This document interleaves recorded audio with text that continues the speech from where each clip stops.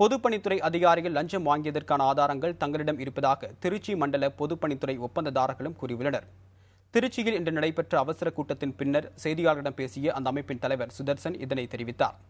இந்த கூட்டத்தில் பொதுப்பணித்துறை அதிகாரிகளை கண்டித்து 6 தீர்மானங்கள் நிறைவேற்றப்பட்டன.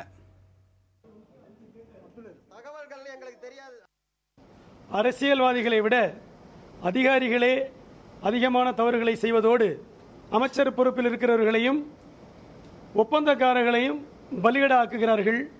பொறியாளர் சங்கத்தின் சார்பாக சென்னையிலிருந்து வெளியிடப்பட்டிருக்கிற அந்த மறுப்பு அறிக்கையிலே ஒப்பந்தக்காரர்களை இழிவுபடுத்துகிற மாதிரி கேவலமாக தரக்குறைவாக விமர்சிக்கின்ற அந்த பொறியாளர் சங்கத்தினை கடுமையாக கண்டிப்பதோடு இதோடு நிறுத்திக் கொள்ளாமல் இந்த நிகழ்வு தொடருமானால் நிறைய விஷயங்களை நாங்களும் வெளியிட்டு இனியும் தர்ம சங்கடத்திற்கு ஆளாக நேரிடும்.